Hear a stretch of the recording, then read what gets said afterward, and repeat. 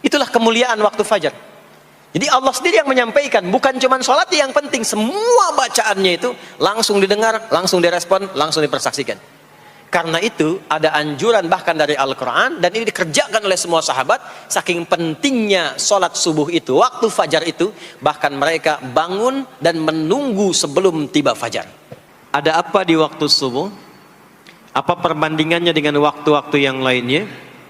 Mengapa sebagian nama yang disematkan di dalam ibadah di waktu-waktu itu justru tidak sama dengan nama waktunya, tapi disebutkan dengan nama-nama yang berbeda?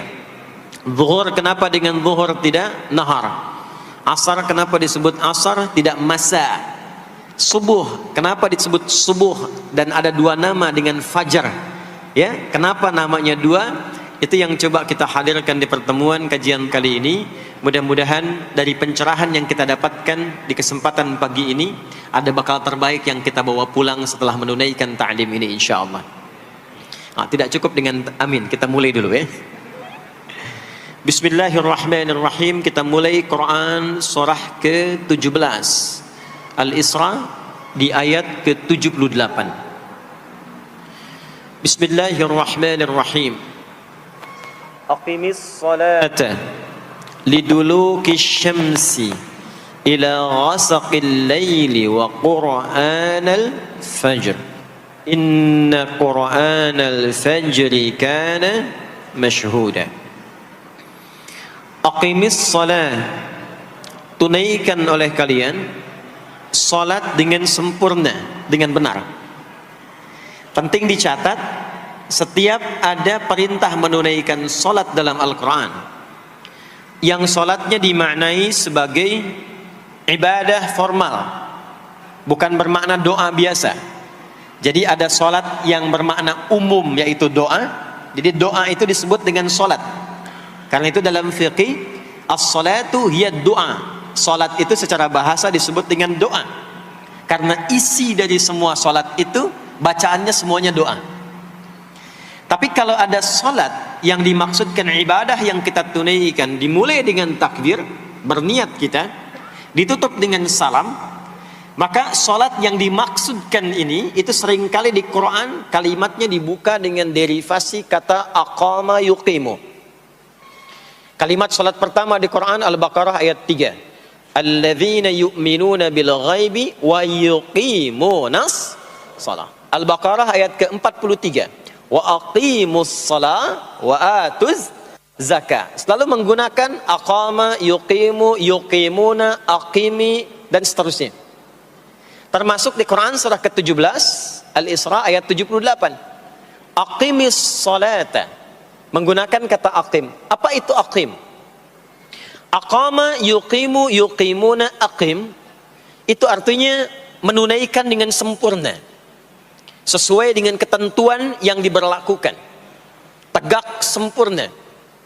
Jadi ketika Allah meminta kita menunaikan salat, salat yang diinginkan itu kata Allah bukan salat biasa saja, bukan sekedar bertakbir kemudian ditutup dengan salam. Ada ketentuannya, ada aturan-aturannya. Karena itu ketika Allah meminta kita menunaikan salat, setelah menggunakan kata aqim, aqimu, yuqimuna, kalimat salatnya menggunakan alif lam. Kalau Bapak Ibu cek silakan, rata-rata ada alif lamnya. Ya, tidak berdiri sendiri. Alladzina yu'minuna bil ghaibi wa yuqimunas shalah, ada alif lamnya. Wa aqimus shalah wa atuz zakah. Wasta'inu bis sabri was shalah, ada alif lamnya. Nah, alif lam itu diantara fungsinya dalam bahasa Arab, ada yang berfungsi sebagai ta'rif. Ta'rif itu seperti artikel the dalam bahasa Inggris. Ya, car itu banyak di luar, mobil. There are so many cars outside. Itu banyak sekali kendaraan di luar. Tapi kalau kita katakan the car, ya, yang ini bukan yang lain. As-shalah, kenapa menggunakan alif lam? Memberikan kesan yang diinginkan itu salat yang sesuai aturannya, salat yang sesuai dengan ketentuannya. Karena itu di era Nabi SAW, boleh dicatat nanti hadisnya riwayat Muslim, nomor hadis 397, yang meriwayatkan nanti sahabat Abu Hurairah radhiyallahu taala anhu, pelaku yang mengalami ini namanya Khalad bin Rafi' Az-Zuraiqi. Dikisahkan datang seorang sahabat ya Nabi sallallahu alaihi wasallam, kemudian dakhala ila al-Masjid Nabawi, kemudian masuk ke Masjid Nabi, fa shala bi jambin Nabi sallallahu alaihi wasallam. Maka ia salat di samping Nabi sallallahu alaihi wasallam, wan nabiyyu fi nahiyatin ukhra min al-masjid. Sedangkan Nabi di sisi yang lain di masjid itu. Kalau diilustrasikan, dia masuk ke masjid, kemudian Nabi di satu sisi yang lain. Kemudian dia salat. Kemudian ketika dia selesai, falamma sallama yaminan wa syamala, thumma atan nabiyya sallallahu alaihi wasallam. Ketika dia salam ke kanan dan ke kiri, lalu mendatangi Nabi sallallahu alaihi wasallam. Faqala, dia berkata, "Assalamu alayka ya Rasulullah." Ya, "Assalamu alayka ya Rasulullah." Kata Nabi, "Wa alaikassalam wa rahmatullah. Irji' shalli fa innaka lam tusalli." Kata Nabi, "Wa alaikassalam wa rahmatullah." Kamu salat lagi karena engkau belum salat. Padahal sudah salam. Fa'ada salatahu, kemudian dia mengulang salatnya. Thumma atan nabiyya, dia datang lagi ke Nabi SAW. Dia berkata, "Assalamu alayka ya Rasulullah." Dijawab dengan jawaban yang sama. Kata Nabi, "Wa alaikassalam wa rahmatullah. Irji' salli fa innaka lam tusalli." Kamu balik lagi salat karena engkau belum salat. Padahal sudah salam. Maka dia melakukan itu sampai 3 kali. Sampai dia berkata, "Ya Rasulullah, ma uhsinu ghairah." Ya Rasulullah, ini yang bisa saya kerjakan. Kalau ada yang kurang, alimni, mohon ajarkan saya bagaimana sholat yang sesuai aturan yang benar itu. Maka diajarkanlah oleh Nabi bahkan sejak wudu. Idza qumta ila shalah. Kembali muncul kalimat tadi, aqama yuqimu. Kata Nabi, jika engkau sholatnya ingin sempurna, fa asbighil wudu, maka mulai dengan wudu yang sempurna. Maka biasanya orang kelihatan dari wudunya. Orang yang baik sholatnya itu mulai kelihatan dari sejak wudunya. Jadi kalau wudunya tidak sempurna, buru-buru, yang dibasuh tidak sempurna, itu pasti akan berdampak kepada sholatnya. Setelah itu thumma istaqbil qiblah, lalu menghadap ke arah kiblat, lalu diajarkanlah oleh Nabi tata cara salat mulai dari takbir sampai dengan selesai salam. Nah, salat seperti ini jika benar oleh kita diikuti. Jadi fokus baik-baik di sini, benar-benar diikuti oleh kita aturannya dari mulai wudu sampai dengan salam, maka Allah akan berkenan memberikan 5 kemuliaan yang dicurahkan pada seorang hamba saat di dunia.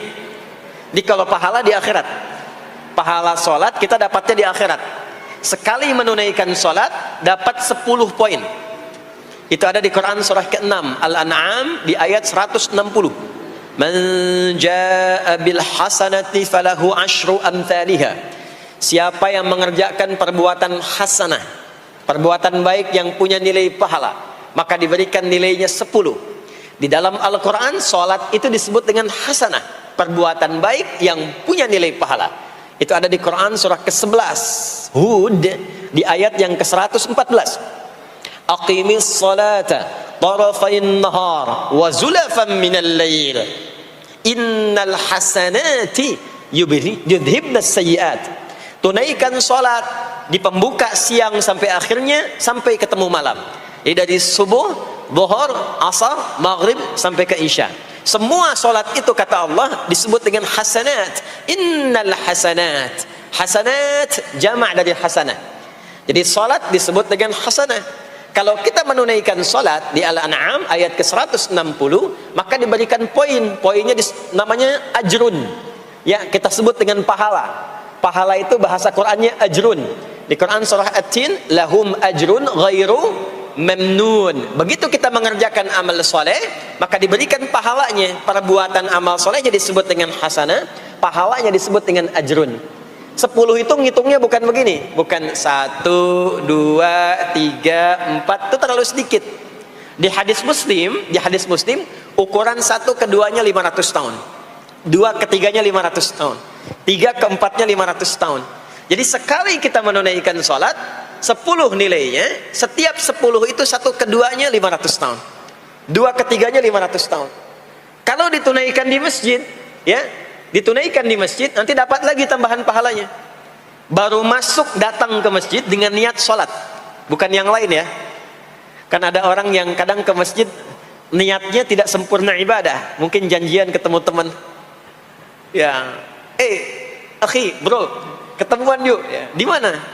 Di Pondok Indah aja, sambil sholat zuhur. Sambil sholat zuhur, jadi sholatnya sambil, ya, nyambi itu, ya.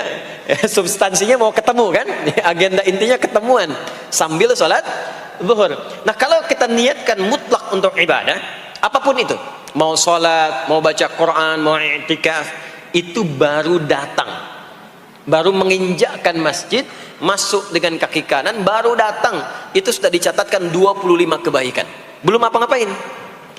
Jarak satu keduanya tadi 500 tahun, dua ketiga 500 tahun. Kalau dilakukan sholatnya berjamaah, maka dapat tambahan 27, kalikan 27, sudah dapat 10 kali 27 berapa tuh? Ya, 270. Setiap satunya kalikan 500 tahun. Maka sholat di masjid itu bukan main-main. Itu kelihatannya nanti dua. Saat sakaratul maut, pahala itu ditampakkan. Jadi pahala itu bukan sekarang. Pahala itu saat kita pulang. Nanti begitu akan meninggal, ditampakkan itu. Ya, pahala yang telah kita kerjakan itu dalam bentuk amal yang diridhoi oleh Allah. Makanya orang-orang yang rajin beramal saleh, ya, hasanahnya banyak, itu hidupnya tenang. Karena dia merasa tenang, jiwanya pun tenang. Ketika pulang pun dia berada dalam ketenangan. Itu yang menjadikan dia kadang senyum. Ada orang yang akan meninggal itu senyum. Ya, sedang baca Quran, ada yang sedang duduk, ada yang sedang ngaji, ada yang sedang sholat. Saking tenangnya, panggilannya pun tenang. Quran surah 89 ayat ke-27 sampai ayat 30. Ya ayyatuhan nafsul mutmainnah, hei jiwa-jiwa yang tenang, irji'i ila rabbiki radiyatan mardiyah, cepat pulang, aku sudah ridha dengan amalmu, engkau pun akan ridha dengan pemberianku. Fadkhuli fi ibadi, masuk golongan hambaku. Ibad itu jama' dari kata abdun. Abdun itu adalah nama bagi hamba yang senantiasa memperbanyak ibadah. Ketika dia ibadah punya hasanat, maka dikonfirmasi saat pulangnya, ditampakkan hasanatnya, ditampakkan hasil pahalanya. Itu yang menjadikan, pernah dengar Sayyidah Asyah, Siti Asyah? Siapa beliau? Istrinya Fir'aun kan? Ya, kan ada kisah viral dalam Al-Quran. Ketika beliau akan dieksekusi oleh Fir'aun, la'natullahi alaihi, Fir'aun itu akan mengadab, akan menghukum istrinya sendiri, Sayyidah Asyah. Ketika akan disiksa dan sudah diikat dalam tiang itu, akan disiksa, maka beliau berdoa, Siti Asyah itu, dan doanya diviralkan di Al-Quran. Rabbi bnili indaka baitan fil jannah wa najjini min fir'auna wa amali. Ya Allah, aku telah berislam, mempertahankan akidahku saat ini sampai dengan sekarang. Maka mohon ya Allah, berikan kepadaku anugerah di surga nanti, bangunkan satu istana di surga, dan selamatkan aku dari buruknya siksa Fir'aun, sehingga menjadi tanda bagi orang-orang yang akan beriman, bahwa beriman itu menyenangkan. Maka apa yang terjadi? Saat sakaratul maut itu ditampakkanlah oleh Allah istana di surganya, maka dia tersenyum. Dalam senyum itu Fir'aun kan gak ada imannya, jadi gak ada koneksinya. Maka mulai menghardik, kata Fir'aun, ini perempuan mau dieksekusi kok malah senyum. Dia nggak tahu kalau dalam keadaan itu surganya sedang ditampakkan, istananya ditampakkan. Maka meninggallah beliau dalam keadaan sedang menatap istana surganya, ya, dan berhasil wafat dalam husnul khatimah. Dan Fir'aun tidak mencelakai, tidak menghukum, tidak menyiksa beliau itu kecuali dalam keadaan sudah wafat, ya, ini tak terasa lagi. Itulah orang-orang yang saleh, orang-orang yang punya banyak hasanah, ditampakkan sakaratul mautnya, lalu dihisab, nanti baru dikonfirmasi. Maka sekarang diberitakan sebagai ilmal yaqin, saat sakaratul maut diperlihatkan sebagai ainal yaqin, saat masuk nanti ke surga dirasakan sebagai haqqul yaqin. Maka ada ilmal yaqin, ainal yaqin, haqqul yaqin. Itulah yang menjadikan kita sering berdoa supaya semua kegiatan dunianya menjadi hasanah, dan di akhirat dikonfirmasi lagi hasanahnya. Ada di Al-Baqarah surah kedua di ayat ke-201. Wa minhum may yaqulu rabbana atina fid dunya hasanah wa fil akhirati hasanah wa qina adzaban nar. Nah, perbuatan hasanah yang pertama itu salat. Jadi ketika kita salat ada pahala. Pahala itu urusan akhirat. Nanti ketika meninggal dapat. Itu bekal pulang. Kita gambarkan nih supaya nggak bingung ya. Yuk, kita ilustrasikan sejenak ya. Bismillah. Bapak Ibu kelihatan ini ya? Hah? Ibu kelihatan Bu ini? Ah, alhamdulillah, alhamdulillah. Ini pejuang subuh belum ditulis sudah kelihatan ya. Alam itu kan yang kita tinggali, kita rasakan, dan nanti yang kita yakini ada 3 kan. Ini sering saya sampaikan belakangan ini di beberapa kesempatan. 1, sekarang ada yang disebut dengan ardun, al-ard, yang kita terjemahkan dengan bumi tempat kita tinggal sekarang. Ya, sekarang kita ada di mana? Di Masjid Pondok Indah ya. Bagian dari bumi. Ini di bumi. Sifatnya disebut dengan dunia. Jadi dunia itu asalnya bukan nama alamnya, tapi lebih kepada sifatnya. Ya, dunia. Dari kata dana, yadnu, dunuwan, wa dunyaan. Artinya sesuatu yang cepat, sesuatu yang fana, sesuatu yang rusak, yang hilang. Jadi semua sifat kehidupan kita di tempat ini itu berlangsung cepat. Ya, kayaknya baru kemarin ketemu, sekarang sudah ketemu lagi. Kayaknya baru kemarin kenalan teman SD, sekarang sudah saling punya cucu. Ya? Dan semua sifatnya rusak. Ini gelas kalau didiamkan, besok-besok kotor, rusak. Baju kalau didiamkan nggak diapa-apain, rusak. Ya, kendaraan kalau didiamkan semewah-mewahnya nggak diapa-apain, rusak. Itulah dunia.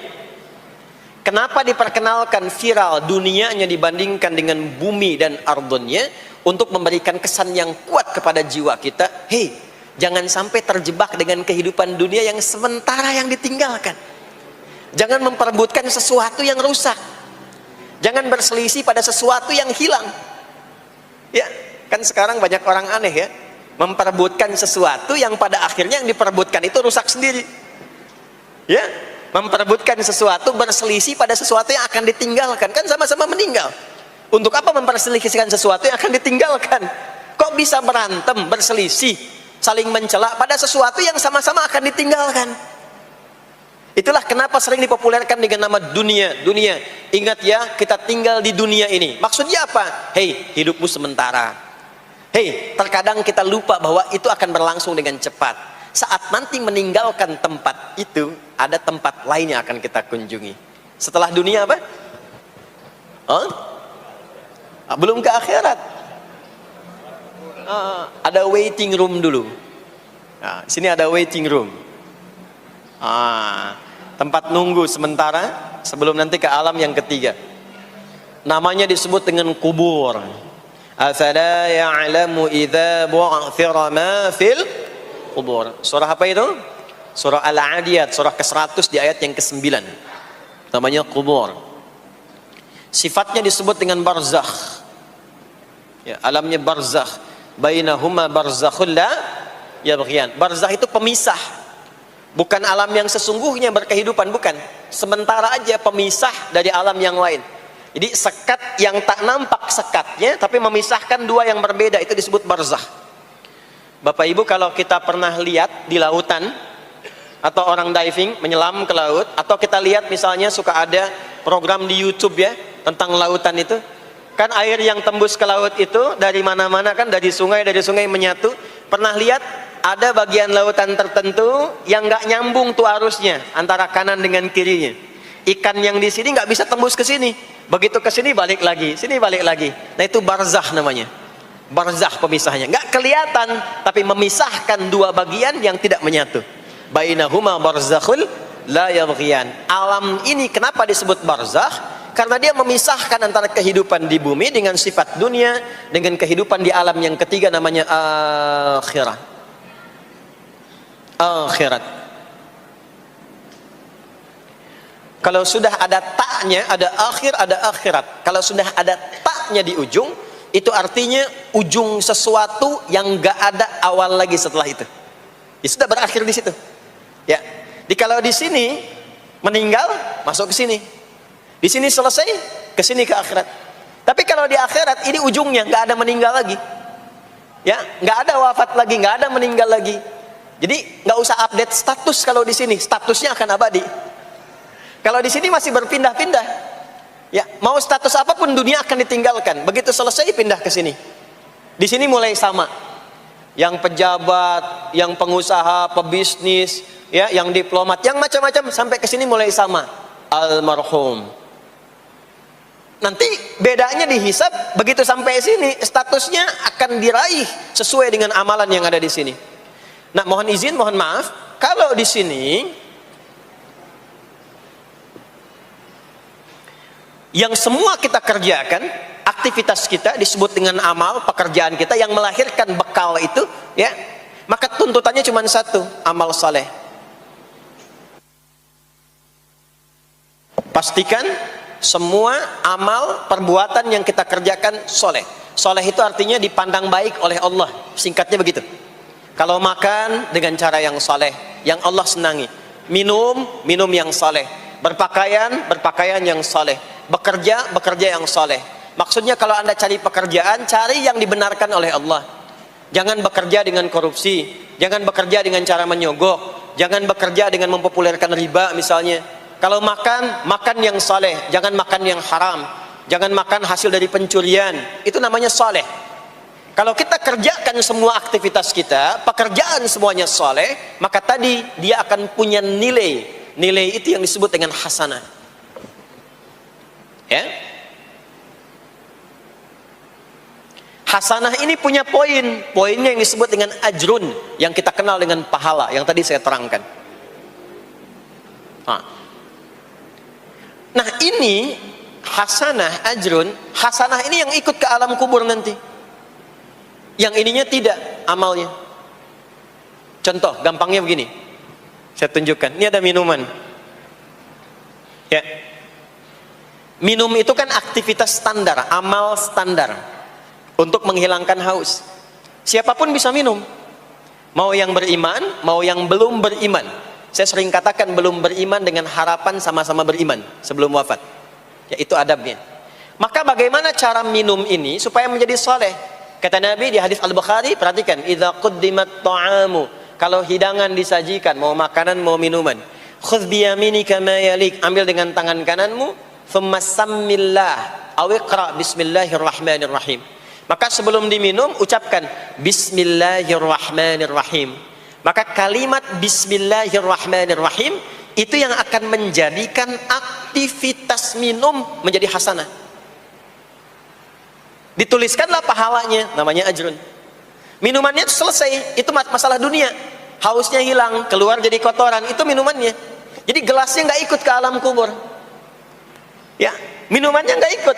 Yang ikut apanya? Ini hasanahnya. Jelas sampai sini? Karena itu, semua aktivitas yang kita kerjakan dalam berkehidupan itu pasti ada pedoman dalam Al-Quran dan hadis detailnya untuk membimbing semua aktivitas kita menjadi soleh. Pedoman itulah yang sering kita kenal dengan nama doa namanya.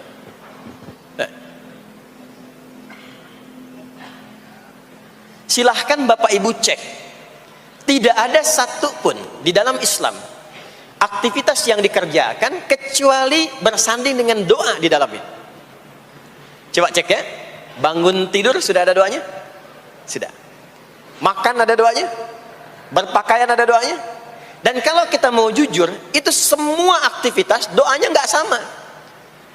Bangun tidur dengan mau tidur sama nggak doanya? Bahkan urusan ke masjid nih, masuk masjid ada doanya nggak? Kakinya diatur kan? Kanan. Keluar masjid ada doanya? Doa masuk dengan keluar sama nggak? Beda. Ada yang mau ke toilet ya, masuk toilet, kakinya diatur nggak? Kaki apa masuknya? Kiri. Keluar? Ada doanya nggak? Nah, perkara ke toilet pun bisa jadi amal soleh. Karena semua yang dikerjakan dalam Islam itu bernilai. Allah itu ingin mendidik kita, jangan sampai melakukan sesuatu yang tidak ada manfaatnya. Dan kalau sudah ada manfaat, jangan tanggung. Jangan hanya jadikan kegiatan itu terbatas pada satu alam saja. Dunia dapat tapi alam kubur gak dapat. Dunia dapat tapi akhirat gak punya bekal. Gimana nanti pulang ke akhiratnya? Ya, saya mau tanya sebentar. Maaf ya, kita yakin gak bahwa kita akan meninggal? Saya ulang, yakin gak akan meninggal? Baik, sekarang pertanyaannya, kalau sekiranya meninggal, Pindah alam atau tidak? Pindah kan? Makanya diumumkan di Masjid Raya Pondok Indah, inna lillahi wa inna ilaihi rajiun. Telah meninggal dunia, telah meninggalkan dunia. Artinya keluar dari sini. Sekarang kita pakai hukum dunia sebentar. Biasanya begini, kalau orang pindah tempat, walaupun ada di satu alam, itu pasti butuh bekal. Dan kadang bekalnya nggak sama. Contoh, nanti Ramadan, setelah itu masuk Idul Fitri. Biasanya ada mudik ya. Mungkin nggak mudik kalau nggak ada bekal. Saya sering perhatikan setiap tahun, orang itu mau mudik kalau ada bekalnya. Masya Allah, cuman motornya bebek, ya. Tapi kan bekalnya ada yang singa, ada yang sapi, ya. Itu ditambah lagi pelepah pisang, kasih dus lagi, kasih tulisan, sayang tunggu aku pulang, gitu kan? Kan dikumpulkan kan? Dan saya pernah tanya, kenapa mas gak pulang? Gak ada bekal pak katanya. Jadi orang mau pindah tempat saja, itu perlu ada bekal. Anda kesini kalau nggak ada bekal nggak mungkin sampai. Sekarang kalau pindah dari Indonesia ke Singapura, sama nggak mata uangnya? Beda. Di Malaysia sama nggak? Semakin jauh ke Saudi, ke Amerika, hukumnya mengatakan setiap pindah tempat pasti bekalnya beda. Jangan pernah kita mengharapkan atau membuat hukum sendiri ketika pindah tempat. Jadi sesama dunia saja tempatnya, bekalnya sudah beda. Sekarang Anda menginginkan pindah alam dari dunia ke kuburan, bekalnya pengen sama, mustahil. Makanya sejak kita meninggalkan dunia, semua paket dunia tanggal di atas, pindah ke bawah, selesai. Nih bajunya ini nggak akan ikut nih, ganti. Ya namanya kafan kan, dan di kafan itu sudah nggak ada kantongnya. Coba dicek tuh, ada kantongnya nggak kan kafan tuh? Nggak ada. Dan ini nggak akan dibawa nih, handphone yang bagus lagi dipakai ngerekam nih, nggak akan ikut. Ah saya mau dipakai aja, ntar kalau malaikat nanya man buka nih sudah pernah ikut kajian. Rombongan Ustaz Adi. Ya beda, ini beda alam. Maka yang ikut apanya? Yang ikut tuh hasanahnya, value-nya, nilai kebaikannya. Ini yang kita yakini, ini yang kita imani. Jadi mumpung masih ada kehidupan, perbanyak. Kalau dulu sadar banyak yang salah, sekarang sisanya ganti dengan yang soleh. Kalau sudah diperlihatkan, sekarang kan banyak yang viral di YouTube, dilihat, didengar oleh telinga kita, disimak oleh kita, orang meninggal sedang sholat, orang meninggal setelah menjadi pemulung kebaikan, orang meninggal dalam keadaan baca Quran, diperlihatkan di mata kita. Kok bisa buka YouTube yang keluar di beranda itu? Itu kan hidayah. Jadi kalau sudah ditampakkan di depan mata, ya, didengar oleh kita, terlihat langsung, maka yang disadari salah yang dulu ganti dengan yang soleh sekarang. Kalau tidak kita lakukan, maka rugi kita saat pulang. Ini yang dimaksud surah ke-103. Wal asr. Innal insana lafi khusr illa alladhina amanu wa amilus salihat, amal saleh. Nah, ini nanti yang dibawa pulang ke sini. Ya, sini. Nah, bagaimana melatih supaya semua kegiatan kita itu jadi soleh? Gimana latihannya? Karena nggak mudah untuk melakukan itu. Belum tentu bangun itu langsung soleh, itu belum tentu. Belum tentu kita makan itu mendapatkan sumber yang benar, dengan cara yang benar. Bagaimana melatihnya?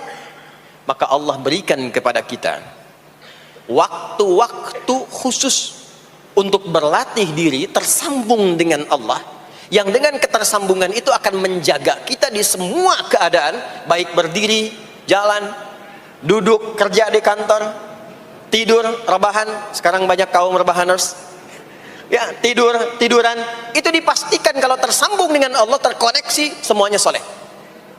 Karena kalau ingat, ya saya duduk ingat Allah, kalau ingat di pekerjaan ingat Allah, mustahil kita bisa menuliskan sesuatu yang Allah tidak sukai.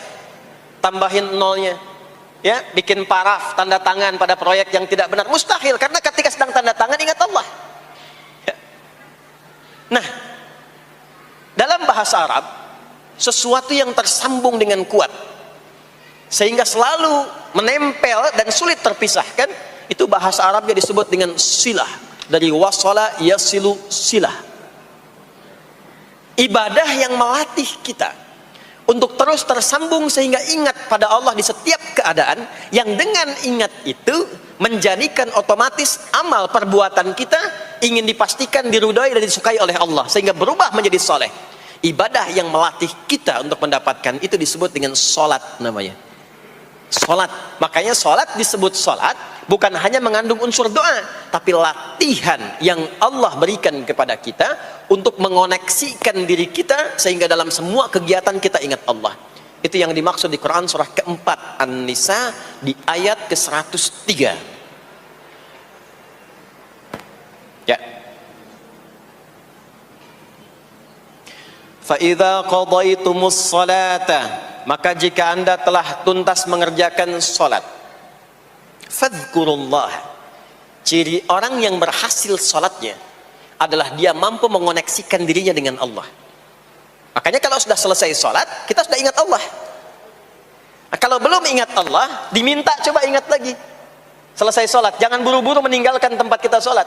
Ingat dulu, sambungkan dulu, sehingga saat keluar dari tempat kita salat sudah ingat Allah. Bahasa Arabnya mengingat Allah itu disebut dengan zikir, zikrullah. Karena itu salat disebut dengan zikir. Buka Quran surah ke-20 Thaha ayat ke-14. Saya nggak akan keluar dari Quran hadis sehingga nggak bisa didebat. Nggak bisa didebat. Anda nggak bisa debat karena ini bukan pikiran, karena ini Quran dan hadis. Quran surah ke-20 Thaha ayat ke-14. Innani anallahu la ilaha illa ana fa'budni wa aqimis salata lidzikri. Salat disebut dengan zikir. Zikir itu artinya ingat. Makanya tadi saya katakan di awal, salat itu melatih kita supaya ingat Allah. Karena itu ketika kita salam, assalamualaikum warahmatullahi wabarakatuh, assalamualaikum warahmatullahi wabarakatuh, belum ingat kita kepada Allah, maka diminta zikir pasca salat. Setelah salat ada zikir kan? Dan zikir pertamanya apa? Hadis Muslim, astaghfirullah, astaghfirullah, astaghfirullah. Itu yang paling singkat. Kalau mau agak panjang, astaghfirullahalazim, alladzi la ilaha illa huwal hayyul qayyum wa atubu ilaihi. Kenapa istighfar? Karena kita memohon ampun kepada Allah kalau dalam sholat tadi belum nyambung sama Allah. Karena ada orang yang saat sholat bukan ingat Allah, dia masih ingat dunia. Padahal dari sejak awal sholat sudah diminta buang urusan dunia ke belakang. Makanya kita bertakbir, itu ada kitabnya. Asrarus shalah, nadharat fi ma'anis shalah. Ketika Anda mulai bertakbir, takbir begini, Allahu Akbar. Kenapa mengangkat tangan gini salah satunya? Di antara maknanya, buang urusan dunia ke belakang. Pasrahkan dirimu kepada Allah. Kalau sholatnya ingin khusyuk, jangan bawa urusan dunia ke dalam sholat. Buang. Yang menjadikan seseorang kurang khusyuk begitu takbir, dunia masih dibawa. Lisannya berucap Allahu Akbar, tapi pikirannya, motor hu Akbar, mobil hu Akbar, ya kan? Status tuh belum diupdate hu Akbar. Ya, miss call belum dibalas, akbar. Itu bermasalah. Sehingga mudah dikerjai setan. Ada setan namanya khanzab di Sunan Abu Daud. Saat seseorang mulai bertakbir kata Nabi, fayaqulu syaitanu, di situ setan mulai beraksi. Sebelum takbir kita dibikin fokus. Anda silahkan praktekkan. Kalau mau sholat rasanya fokus. Tapi mulai bertakbir Allahu Akbar, setan mulai beraksi kata Nabi. Udhkur kada, udhkur kada. Ingat ini, ingat itu. Hatta la yash'ural musalli kamra'atan yusalli, sampai ada orang salat yang tidak sadar berapa rakaat sedang menunaikan salatnya. Subuh berapa rakaat tadi? 2 diucapkan, tapi ketika dipraktekkan ada yang 3. Ada yang 1. Ya, ada yang begitu. Ada tapi di hati saya gitu ya. Nah ini. Makanya setelah kita salat, salam, assalamualaikum, assalamualaikum, itu kita mencoba menyempurnakan dengan apa? Istighfar dulu. Kalau tadi ada yang belum tersambung. Setelah itu apa? Kita sambungkan. Allahumma antas salam, subhanallah, alhamdulillah, Allahu Akbar. Makanya dilatih 33 kali. Sekali belum nyambung, 2 kali. 2 kali belum nyambung, 3 kali. 3 kali belum ingat, 4 kali. Masa iya sih sampai 33 kali belum ingat juga?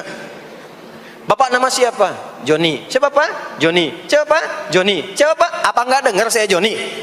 Itu baru 3 kali. Ini kita 33 kali menyebutkan subhanallah. Masa enggak nyambung juga? Alhamdulillah 33 kali. Masa enggak syukur juga? Dilatih. Kalau sudah terkoneksi, inilah dia. Fadhkurullaha qiyama. Bangun dari salat, bangkit, selesai salat, mau kerja, mau kemanapun, ingat Allah. Jadi nggak ada istilahnya keluar masjid tertukar sendal, tuh nggak ada. Ada di sini yang tertukar sendal?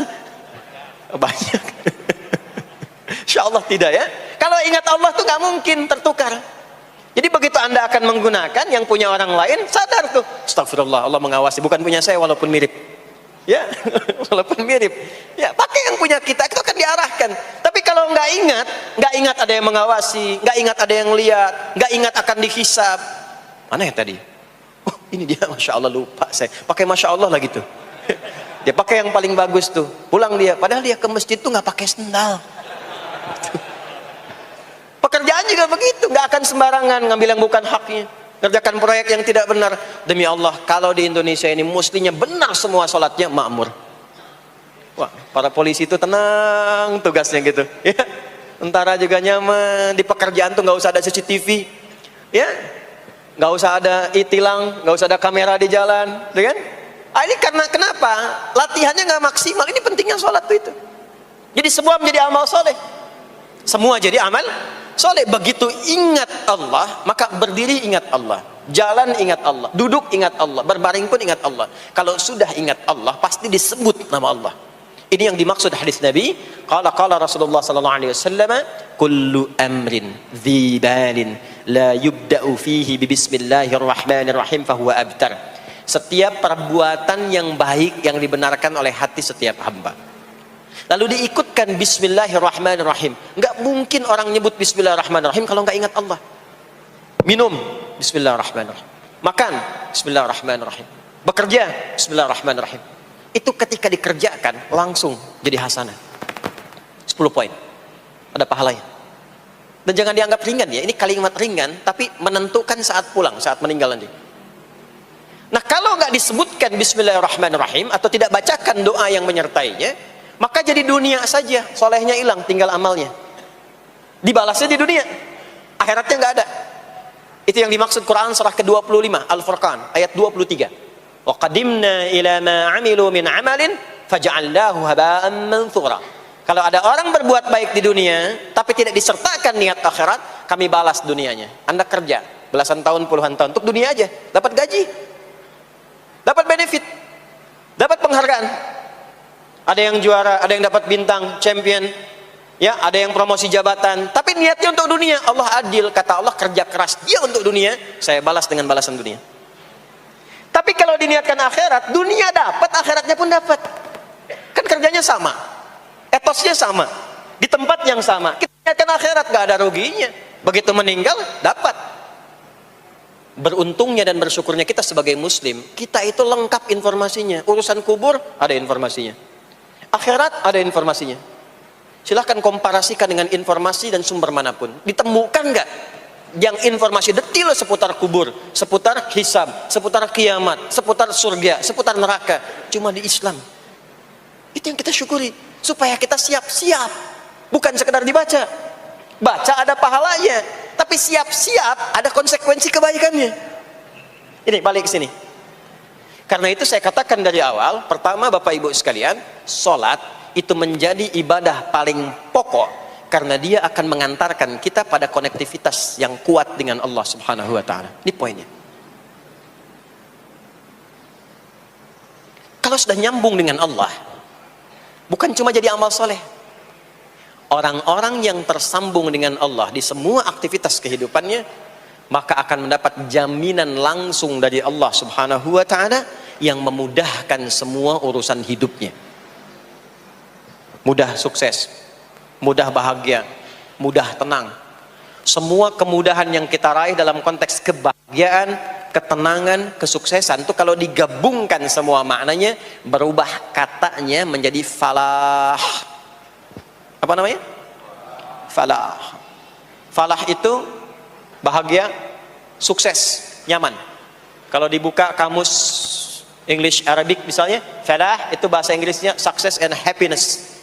Bukan cuma bahagia, bahagia dan sukses. Bukan cuma sukses, karena ada orang sukses belum tentu bahagia. Saya sering tanya yang ini nih, dan biasanya para ibu yang juara menjawabnya itu. Ya, pilih mana? Kaya tapi gelisah, atau miskin tapi tenang? Miskin tapi tenang. Sukses tapi gelisah, ya, atau miskin tapi tenang? Sukses tapi tenang, ya. Sukses dan bahagia. Nah, sukses dan bahagia itu bahasa Arabnya falah. Ini poinnya. Falah. Sekarang coba kita dengar baik-baik. Cek telinganya masih ada nggak tuh? Cek telinga masih ada nggak? Setiap hari, di setiap pergantian waktu dalam sehari, pergantian waktu sehari itu ada 5. Dari mulai subuh, ke siang, zuhur, ke sore, asar, mau habis sore menjelang malam, maghrib, muncul malam, isya. Itu setiap hari 5 kali berganti waktu diperdengarkan oleh Allah. Hambaku, kamu harus bahagia. Hambaku, kamu harus sukses. Apapun pekerjaanmu, sukses. Apapun aktivitasmu, harus bahagia. Harus senang, harus tenang. Falah. Kuncinya apa? Salat. Diperdengarkanlah hayya 'alas shalah. Diperdengarkan di telinga kita. Telinga bahasa Arabnya udhun. Jamaknya adzan. Maka kalimat yang diperdengarkan 5 kali sehari itu disebut dengan adzan. Dan satu-satunya lafaz yang diperdengarkan 24 jam di muka bumi ini tak pernah berhenti. Makanya setiap tempat terjadi perbedaan waktu sholat. Ya, di sini tadi subuhnya jam berapa? 4.13, 12, 49, 4.10. Terjadi perbedaan pendapat tentang waktu subuh. Ya, ini menandakan bahwa bukan dari tempat yang sama. Saya di Bekasi tadi 49, 4:09, sini 4.13. Jadi setiap detik, setiap menit, ini adzan, sana adzan, ini adzan, sana adzan, terus bersautan. Dan kalau kita dengarkan sedunia itu dari beda waktu, 24 jam diperdengarkan. Hayya 'alas shalah, ayo salat. Kenapa pasti salat ya Allah? Hayya 'alal falah. Dengar tuh baik-baik kata Allah. Salat akan mengantarkan engkau pada kebahagiaan. Salat mendekatkan engkau pada kesuksesan. Salat mengantarkan engkau pada kedamaian. Makanya kalau orang salat pasti tenang hatinya. Kalau nggak percaya silakan. Salat itu diantara manfaatnya mendatangkan ketenangan. Salat mendatangkan kesuksesan. Karena itu salat bukan hanya ibadah yang diwajibkan pada umatnya Nabi Muhammad SAW saja, tidak. Semua nabi dan rasul yang pernah bertugas di bumi itu semuanya salat dan meminta umatnya salat. Hanya memang kita yang paling sempurna menunaikannya, caranya. Ya, dulu umat nabi-nabi lain juga salat. Contoh, Nabi Musa salat. Nanti diviralkan di Quran surah ke-20 Thaha ayat 14. Nabi Isa alaihi salam yang paling dekat ke Nabi Muhammad 600 tahun sebelum Nabi lahir, itu salat. Beliau salat. Diviralkan di Quran surah 19 Maryam ayat 31 sampai 33. Ya, sampai ke 33-nya wa ja'alani mubarakan aina ma kuntu wa awsani bis shalah. Salat. Siapa lagi? Nabi Zakaria. Nabi Zakaria itu kapan beliau mendapatkan berita gembira akan punya anak? Saat salat. Jadi berdoa, masuk ke mihrabnya Maryam, melihat Maryam punya banyak keistimewaan, maka beliau salat di mihrabnya itu. Di Quran surah ketiga Ali Imran ayat 38 sampai 39. Hunalika da'a Zakaria rabbah qala rabbi habli min ladunka dzurriyyatan thayyibah innaka sami'ud du'a. Turun jawaban, fanadathul malaikatu wa huwa qa'imun yusalli fil mihrab annallaha yubashshiruka bi Yahya. Jadi Nabi Zakaria itu dapat berita akan punya anak namanya Yahya saat salat. Di salat itu kalau dikerjakan bisa berdampak pada percepatan terkabulnya doa. Minta apapun dijawab sepanjang maslahat. Makanya nanti untuk umat Nabi Muhammad jangan tunggu, panggilan salatnya adalah panggilan langsung dari Allah. Minta, punya masalah apa? Aku selesaikan kata Allah. Di salat itu bukan main-main, bukan beban, bukan sekedar kewajiban, tapi kewajiban yang dipaksa untuk membahagiakan kita. Kalau Allah nggak sayang, nggak akan disuruh salat. Pak, Bu, itu panggilan salat. Perhatikan panggilan pertamanya, Al-Baqarah ayat 45. Wasta'inu bis sabri wassalah. Kata Allah, hei hambaku, kalau engkau punya masalah, sabar dulu, terima. Karena aku titipkan masalah itu kepadamu untuk meningkatkan kualitas hidupmu, bukan ingin membebanimu. Dan tidak mungkin aku uji engkau dengan masalah itu kecuali engkau mampu mengatasinya. La yukallifullahu nafsan illa wus'aha.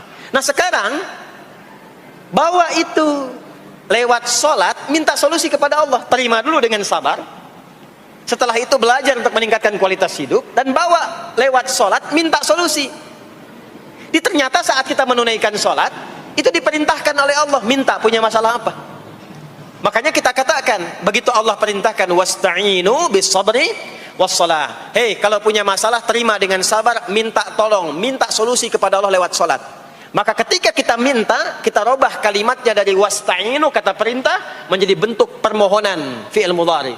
Iyyaka na'budu wa iyyaka itu ketika Anda mengucapkan iyyaka na'budu wa iyyaka nasta'in, fikihnya begini, ucapkan di lisan, hadirkan dalam hati dan pikiran kita masalah apa yang sedang kita rasakan. Minta kepada Allah solusinya. Minta. Jadi bukan sekedar diucapkan. Karena hadis qudsinya berbunyi begini, hadis qudsinya. An Abi Hurairah radhiyallahu taala anhu qala, qala Rasulullah sallallahu alaihi wasallam, qala Allah azza wa jalla, Allah berfirman. Saya langsung saja ke bagian kalimat iyyaka na'budunya. Idza qala al-'abdu, kalau seorang hamba berkata dalam salatnya, iyyaka na'budu wa iyyaka nasta'in, ya Allah, sekarang hamba salat kepadamu, ibadah hanya kepadamu, seperti yang kau perintahkan. Maka hamba memohon kepadamu, ya Allah, seperti yang kau janjikan. Wa iyyaka nasta'in. Lalu hadirkan dalam benak kita, ya Allah, engkau maha tahu sebelum hamba ungkapkan. Hamba punya persoalan ini. Mohon kepadamu, ya Allah, hilangkan semua masalah itu. Berikan hamba solusi yang terbaik. Berikan hamba keberkahan darimu. Itu sekilas hadir dalam jiwa kita. Maka apa yang terjadi? Qala Allah azza wa jalla, dijawab kalimatnya itu, hadza baini wa baina 'abdi wa li 'abdi ma sa'al. Ini perjanjian antara aku dengan hambaku. Kalau hambaku benar sholatnya sampai kalimat ini, apapun yang dia mintakan sekarang, aku akan kabulkan. Sepanjang itu ada maslahat untuk dirinya. Dicontohkan itu oleh Nabi Zakaria. Beliau itu minta saat berdiri, Pak, bukan saat sujud.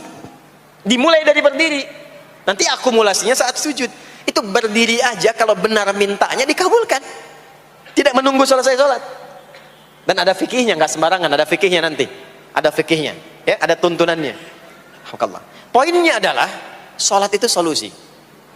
Makanya jangankan Nabi yang tadi saya sebutkan, Nabi Ismail itu saking pentingnya sholat, wasiat beliau yang diviralkan di Al-Quran untuk semua keluarganya sholat.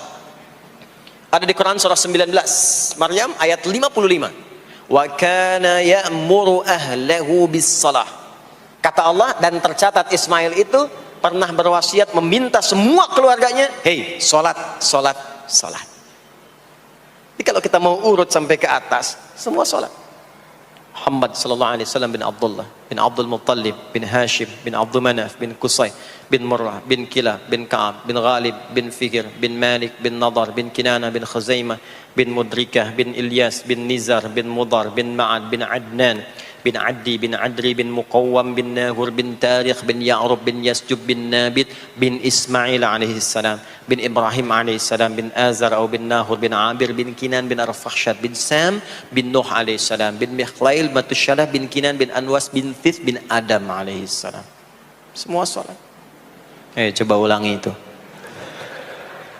Semua sholat. Para nabi sholat, para rasul sholat. Anda bukan nabi, bukan rasul, nggak mau sholat, dan pengen mudah hidupnya, pengen masuk surga Firdaus lagi, Anda sehat. Jadi ini pentingnya sholat itu bukan cuma kewajiban, tapi diwajibkan, dipaksa dengan wajib itu supaya bahagia, supaya falah. Makanya kalau ada panggilan azan, cara memahaminya ini falah. Oh, ini solusi saya di sini nih, kebahagiaan saya ada di sini, kesuksesan saya ada di sini. Ya, makanya ketika dipanggil oleh muadzin, hayya 'alas shalah, labbaik, siap saya. Di sini. Ini poinnya. Nah, saya sambungkan kembali, ya. Ketika seseorang dilatih lewat salat dan sudah mulai tersambung dengan Allah Subhanahu wa taala, maksudnya ingat Allah, tertatalah semua aktivitasnya. Maka berubahlah lewat salat ini, lewat latihan ini, semua kegiatannya berubah, didorong menjadi amal soleh. Karena itu, setiap orang yang sholatnya benar, yang pertama dianugerahkan oleh Allah kepada orang sholat itu bukan dunia, tapi perubahan perilakunya menjadi lebih baik. Jadi bukan kaya dulu, ya.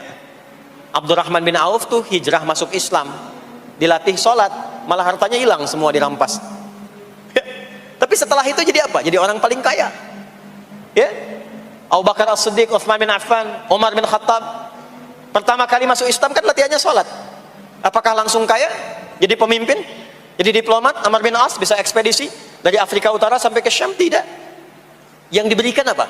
Perubahan perilaku dulu. Dihilangkan sifat-sifat buruknya, dijaga dengan kemuliaan. Jadi dua sumber yang menjadikan manusia itu buruk dalam nafsunya, itu ada dua. Di nafsu itu nanti punya dorongan untuk mengarahkan kepada yang buruk, namanya fujur. Lawannya nanti takwa. Lawannya takwa. Di Quran surah Asy-Syams surah 91 ayat 7 sampai 10. Wa nafsin wa ma sawwaha fa'alhamaha fujuraha wa taqwaha. Nah, fujur itu nanti yang membisikkan, mengarahkan kepada hal-hal yang negatif. Itu yang ditunggangi oleh setan. Setan memberikan was-was itu ke nafsu, ke fujurnya. Alladzi yuwaswisu fi sudur innas. Di dalam sudur ada qalbu, di dalam qalbu ada nafas, di dalam nafas ada fujur. Fujur itu yang digoda. Maka keluarlah kemudian dua hal. Yang pertama ada yang disebut dengan fahsya. Fahsya itu dorongan dari syahwat untuk berbuat yang menyimpang. Pornografi, porno aksi, LGBT, kata-kata jorok itu fahsya.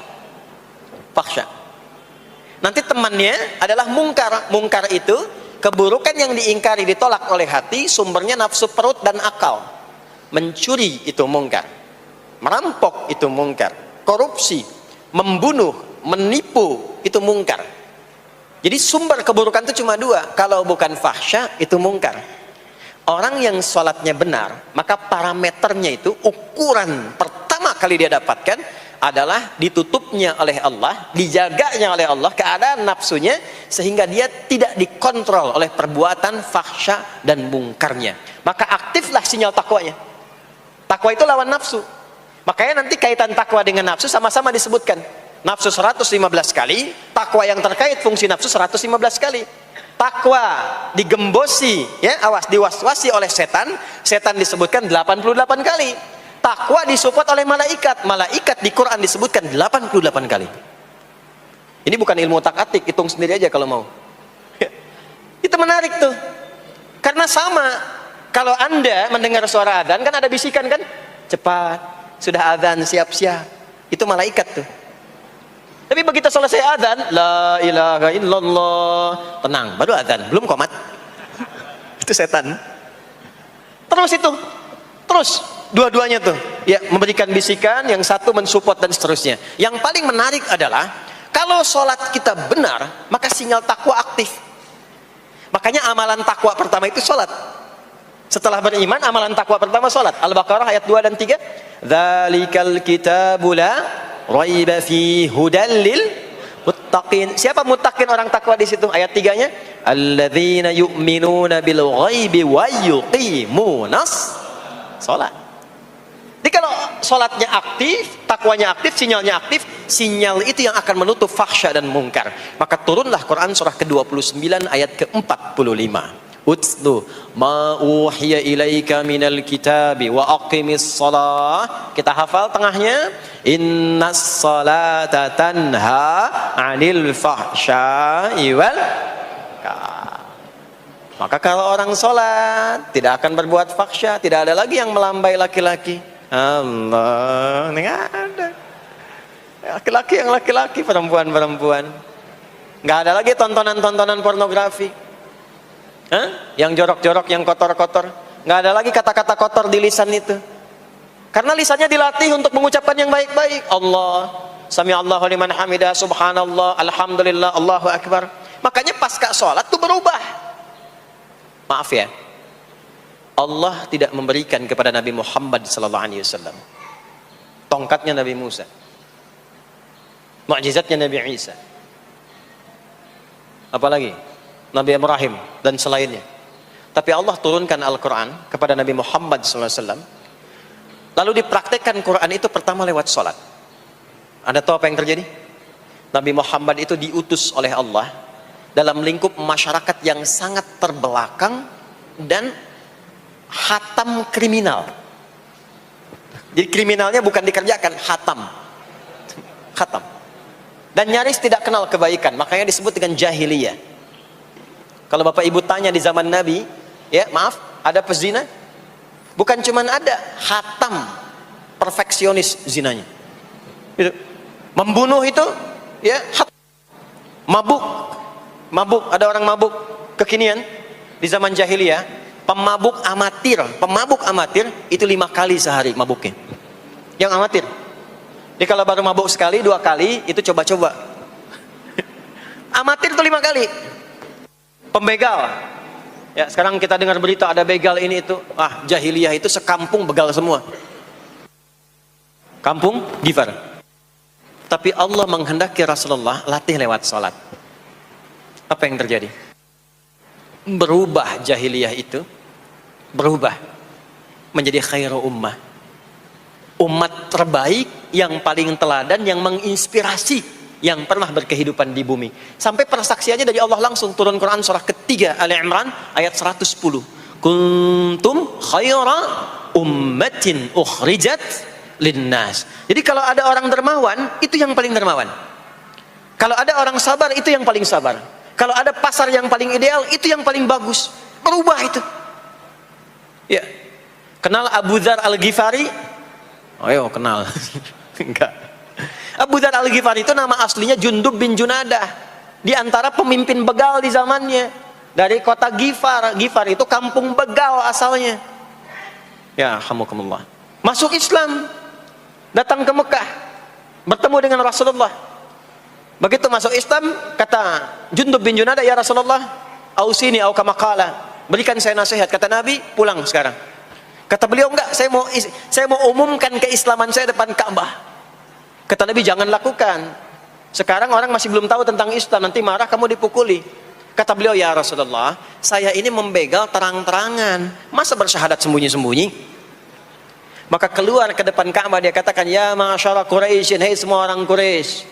Datang orang. Usyhidu bi annahu la ilaha illallah wa anna Muhammadar Rasulullah. Aku bersaksi, syahadat la ilaha illallah Muhammadar Rasulullah. Kalian mau apa? Dipukulin sampai pingsan. Sampai ketika akan diteruskan, ada riwayat mengatakan datang Sayyidina Ali bin Abi Thalib, ada yang mengatakan Sayyidina Hamzah, ya, bin Abdul Muttalib radhiyallahu taala anhuma jami'an. Datang menyampaikan, jangan teruskan. Kalau ini meninggal, ini wafat, kita akan celaka karena kafilah kita akan lewat desa Ghifar. Kalau lewat Ghifar gak akan berhasil niaga kita, katanya. Ya, karena akan dihabisi semua ini orang Ghifar. Maka dibiarkan pergi, pulang. Tahu apa yang terjadi? Begitu Nabi hijrah ke Madinah, dikagetkan dengan suara kaki yang berdecak kencang. Bang, bung, bang, bung, bang, bung. Ternyata ada berita gembira. Sekampung begal Ghifar itu masuk Islam semuanya. Berubah jadi baik. Untuk menginspirasi generasi kemudian, maka dipopulerkanlah oleh beliau kunyahnya dengan nama daerahnya. Sayalah Abu Dzar Al-Ghifari. Al-Ghifari itu maksudnya apa? Dulu saya ini berasal dari Ghifar, kampung saya kampung begal. Cuma karena saya masuk Islam, diajarin sholat, diajarin baik, sekampung baik semua. Ya. Makanya orang-orang Arab setelah itu, bahkan non-Arab, kalau datang memperkenalkan daerahnya. Imam Al-Bukhari, itu nama aslinya bukan Al-Bukhari. Nama aslinya Muhammad, punya bapak namanya Ismail, punya kakek namanya Ibrahim, kakek buyutnya Al-Bughirah, yang buyutnya Al-Bardizbah, tinggal di kecamatan Ju'fah, Kabupaten Bukhara, Provinsi Khorasan, sekarang negaranya Uzbekistan. Karena berasal dari Bukhara, datanglah beliau kemudian ke Arab, sekarang ke Jazirah, ke Mekah, ke Madinah, memperkenalkan, saya bukan orang Arab, saya dari Bukhara. Rumusnya tambah alif lam di depannya, ujungnya tutup dengan i. Al-Bukhari, saya dari Bukhara. Diperkenalkan, maksudnya apa? Islam sudah masuk ke tempat saya, orang-orangnya sudah baik, orang-orangnya sudah khusyuk. Itu memperkenalkan. Orang tua kita Syekh Yasin dari Padang, maka diperkenalkan Syekh Yasin Al-Padangi. Syekh Ahmad Khatib dari Minangkabau, Syekh Ahmad Khatib Al-Minangkabawi. Syekh Abdul Somad dari Palembang, Syekh Abdul Somad Al-Palembangi. Syekh Nawawi dari Banten, Syekh Nawawi Al-Bantani. Ya, nanti ada Pak Ghafur dari Pondok Indah, ya, Masjid Raya Pondok Indah, datang ke Mekah umrah haji, ana Ghafur al Masjid Raya al Pondok Indahi, gitu. Itulah salat. Salat. Jadi salat itu merubah keadaan kita lebih baik. Itulah sebabnya kenapa 5 waktu. Karena Allah inginkan di setiap waktu kita jadi orang baik. Di setiap waktu kita bahagia. Setiap waktu selesai persoalan. Datang masalah subuh, ya, antara subuh ke zuhur kan ada masalah tuh. Gak mungkin ada orang dari subuh ke zuhur gak punya masalah tuh, gak mungkin. Tuh wajahnya udah kelihatan tuh. Ya, makanya kita datang ya menghadap kepada Allah, minta diselesaikan, minta diberikan taufik, sujud kita. Diberikanlah solusi. Zuhur ke asar ada masalah, datang saat asar. Asar ke maghrib punya masalah, datang. Makanya semua ulama dulu seperti itu. Al-Bukhari itu menuliskan kitab sahihnya itu 16 tahun. Setiap satu hadis akan ditulis, salat dulu. Salat dulu. Begitu tenang, nyaman, baru tuliskan. 16 tahun. Itulah sholat. Nah, dari sekian waktu yang 5 kali itu, ada waktu yang spesial. Waktu spesial inilah yang ingin saya bahas, yang tadi disampaikan dalam pengantar sambutan. Jadi ini inti yang mau saya katakan. Ini barusan muqaddimah tuh. Barusan muqaddimah. Baik. Kan kita sholat berapa kali sehari? Kita hitung. 1, subuh. 2, zuhur. 3, keempat, yang kelima, isya. Berapa jumlah rakaatnya? 17. Baik ya.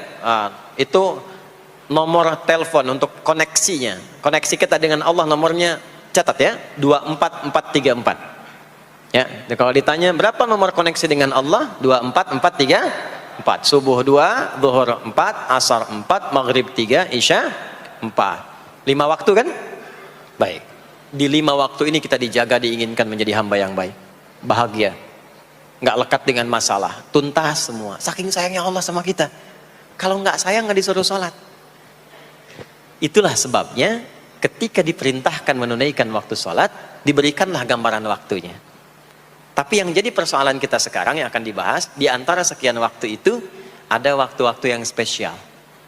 Ada waktu-waktu yang spesial. Dari mulai subuh ke isya itu ada yang dispesialkan oleh Allah karena ada bonus berlipat di dalamnya. Waktu apakah itu? Mari kita bacakan dulu mulai dengan Quran surah kedua ayat 238. Paling kanan sebelah atas di mushaf standar. A'udzubillahi minasyaitonirrajim. Bismillahirrahmanirrahim. Mohon izin saya agak lambatkan sedikit ritmenya karena ini inti yang mau kita bahas. Tadi muqaddimah makanya saya percepat ya. Hafidhu 'alas salawati was-salatil wusta wa qumu lillahi qanitin. Hafidhu. Kalau Bapak Ibu lihat mushaf terjemah, diterjemahkannya dengan jagalah. Jagalah itu ihfadhu, hafidha yahfadh. Tapi kalau ada alif setelah hafidhu, itu berarti fi'il madhinya, past tense-nya, akar kata kerjanya hafadha, yuhafidhu. Alifnya mufa'alah, bermakna saling. Jadi mengartikannya begini, hafidhu 'alas salawati. Hei, hendaklah kalian saling menjaga waktu sholat. Kalau saling itu sendirian atau banyakan? Banyakan. Jadi kalau bapak di rumah ada 5 orang, bapak, ibu, dan 3 orang anak, maka jangan soleh sendirian, Pak. Ingatkan anaknya, ingatkan istrinya. Istri bangun duluan, ingatkan suaminya. Makanya waktu sholat itu, maaf, jangan cuma disandarkan pada azan yang kita dengar di masjid, harus hafal. Bahkan nanti gini, di Quran surah keempat ayat 103 itu, di ujung ayatnya, itu ada penanda ciri standar orang beriman. Maaf. Kita tanya dulu nih. Kita beriman tidak hari ini? Halo, beriman? Hati-hati ya, karena kata Nabi ada yang subuh beriman, sorenya sudah kufur tuh. Ya, yusbihu mu'mina wa yumsi kafira. Hati-hati ya. Yuk, apa ciri orang beriman tuh? Iman itu konfirmasinya bisa didapatkan satu melalui suara adzan. Adzan itu sama dengan penanda waktu sholat. Tahu dari mana iman itu bisa dicek dengan suara adzan? Quran surah ke-8 Al-Anfal di ayat yang kedua. Innamal mu'minuna alladzina idza dzukirallahu wajilat qulubuhum. Sungguh insan beriman itu ciri standarnya bisa dilihat. Kalau disebutkan nama Allah, ada konfirmasi iman dalam hatinya. Jadi iman itu letaknya di kolbu. Nanti konfirmasinya lewat suara adzan, dipanggil, disebutkan nama Allah. Makanya disebutkan nama Allah 5 kali dalam sehari untuk mengecek iman ada nggak dari subuh sampai isya. Ya, Allahu Akbar, Allahu Akbar. Ada getaran di hati kita, sudah azan. Nah, itulah iman. Itulah iman. Makanya orang yang punya iman dengan yang belum punya iman akan beda getarannya. Ini hanya dimiliki oleh orang yang punya iman saja. Yang belum punya iman nggak bisa, nggak punya itu. Allahu Akbar, Allahu Akbar. Surah apaan nih? Toanya kencang banget, ya. Tapi kalau orang beriman, Allahu Akbar, Allahu Akbar, ya Allah sudah azan. Itu konfirmasi itu. Nah, nanti semakin tinggi imannya, bahkan ada yang orang sudah menunggu sebelum tiba waktunya. Tadi subuh jam 4:13 di sini. Ada yang nunggu dari jam 3, padahal belum dipanggil. Ya, masya Allah. Di Bekasi 4:09. Allahu Akbar, Allahu Akbar. Azan. Ingat dia. Nah, itu ciri beriman. Cuman imannya standar. Jadi bukan iman yang kuat. Standar. Kuat belum, lemah tidak. Allahu Akbar, Allahu Akbar. Jam 4:09. Jam 3 sudah bangun. Nunggu itu. Iman yang kuat. Masya Allah. Ada yang baru subuh dan nunggu isya. Tunggu. Kuat. Ada yang sudah qomat, sudah la ilaha illallah, belum kepanggil, dipanggil 4:09, dia baru bangun jam 9:04.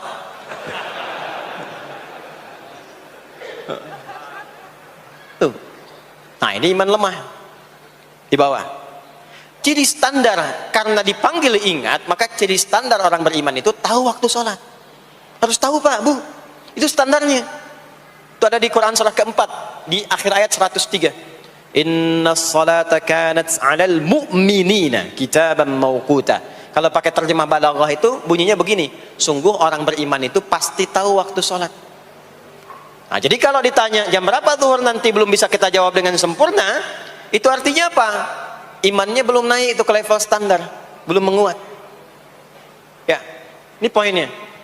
Nanti kapan waktu sholat itu tiba?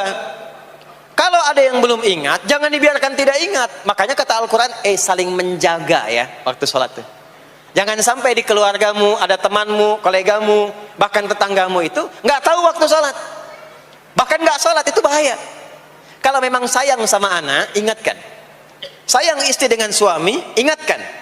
Tanda istri beriman yang cinta dengan suaminya, tanda pertamanya ketika mengingatkan suaminya pada semua hal yang disukai oleh Allah. Begitu sebaliknya. Maka kata Al-Quran, hafidhu, saling menjaga waktu sholat. Disebutkan di situ alas sholawat, bentuknya begini. Tulisannya alif, lam, waw, alif, ta maftuha begini. Alas, begini tulisannya. Karena nanti ada yang begini, as-salat, ada yang begini. Biar saja, enggak usah. Ada yang begini, ta marbutah. Seperti Al-Baqarah ayat 3, alladzina yu'minuna bil ghaibi wa yuqimunas shalah. Begini tulisannya. Ada yang begini. As-salat pakai alif, ta, gini. Tapi di Al-Baqarah ayat 238 tulisannya begini. Alas salawati, taknya terbuka. Secara singkat begini, secara singkat. Kalau tulisannya begini, maka yang dimaksud salat fardu. Yang dimaksud salat apa?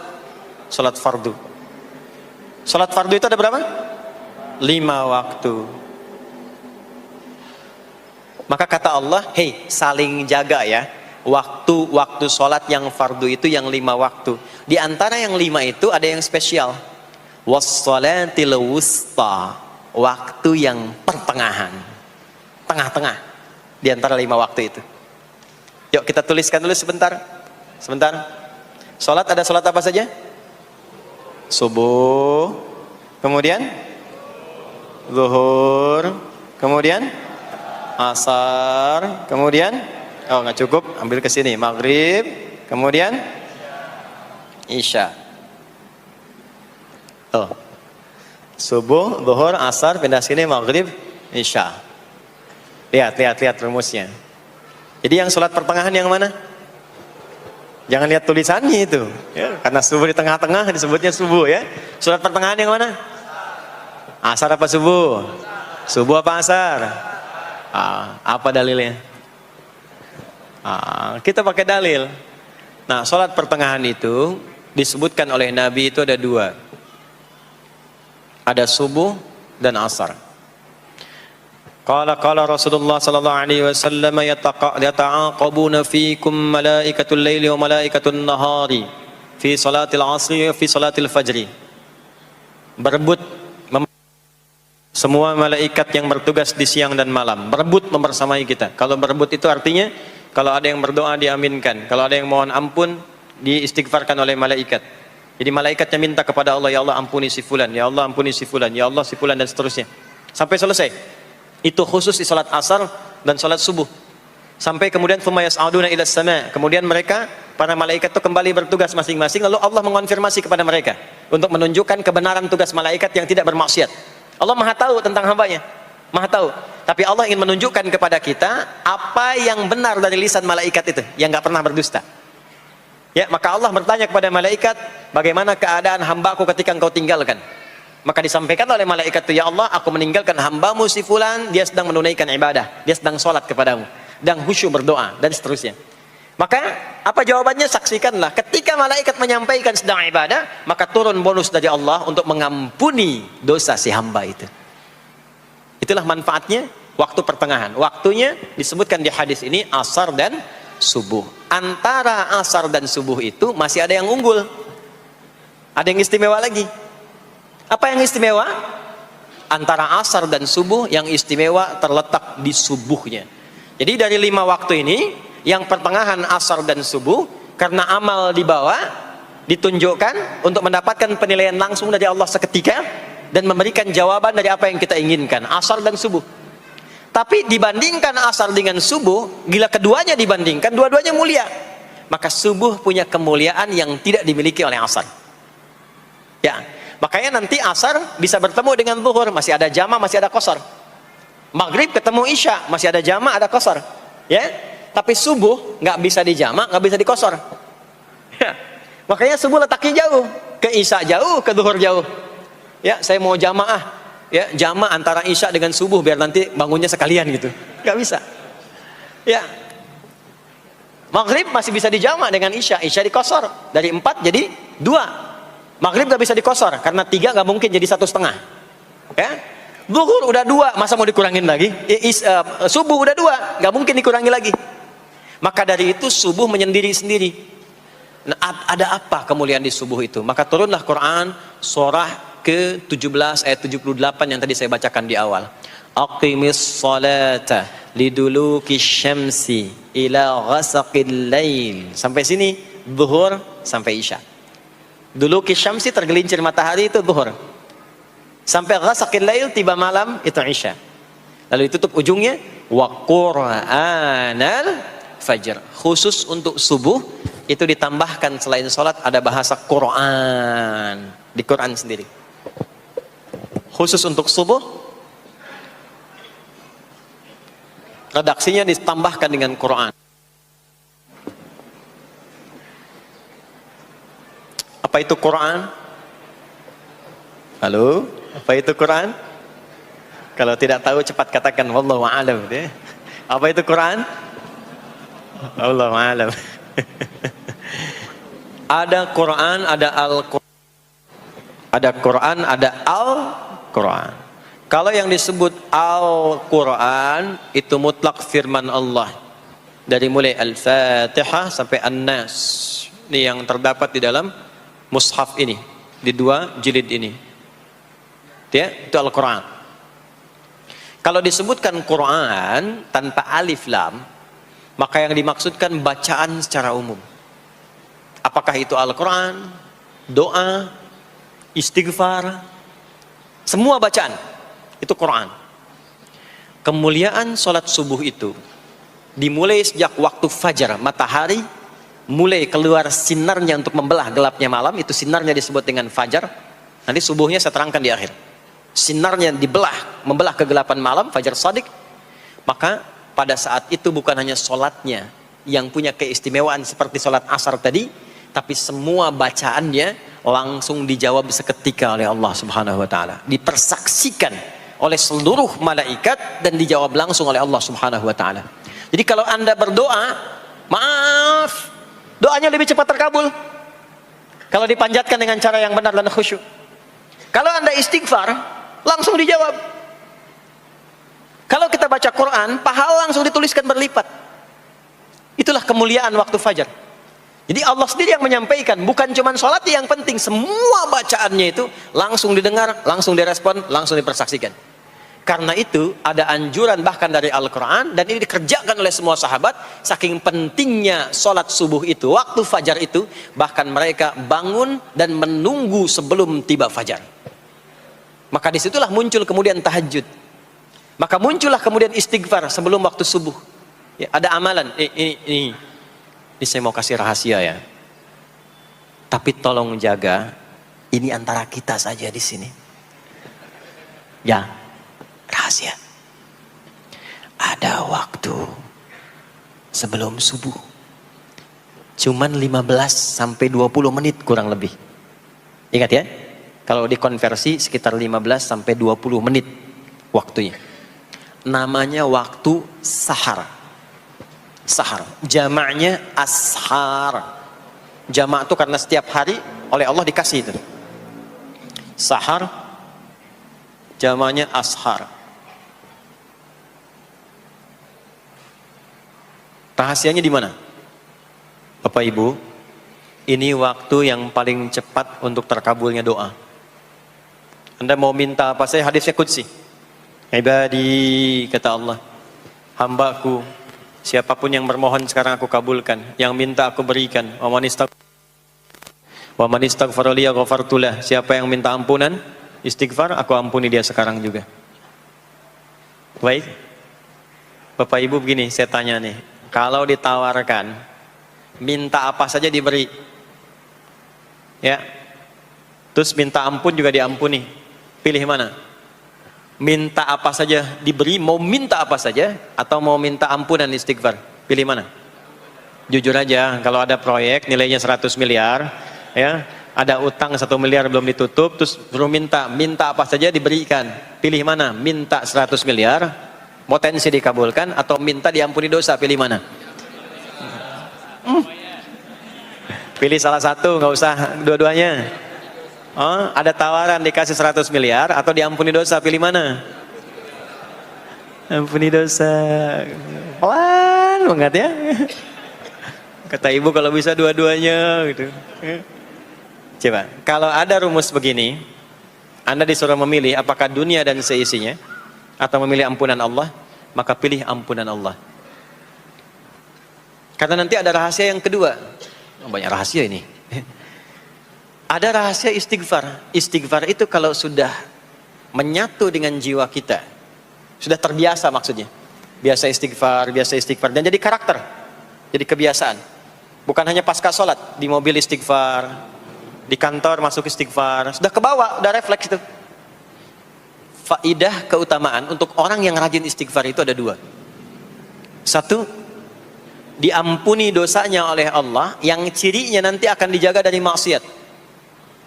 Ya, bukan maksum, karena maksum itu untuk para nabi. Untuk para nabi dan rasul. Manusia nggak ada yang maksum selain nabi dan rasul. Maksudnya apa? Diberikan petunjuk oleh Allah untuk menjaga diri. Sehingga ketika dosanya diampuni, dia nggak berbuat dosa itu lagi.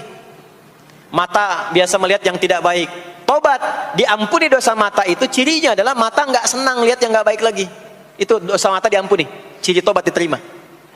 Maka istighfar itu menggugurkan dosa-dosa dan menjaga kita dari perbuatan salah. Yang kedua, orang yang sudah terbiasa beristighfar, itu doa cepat dikabulkan, bahkan sebelum ia memintanya dan memohonkannya. Sebelum melafazkannya, itu bisa terjadi Allah sudah mengabulkannya. Itulah kemuliaan istighfar.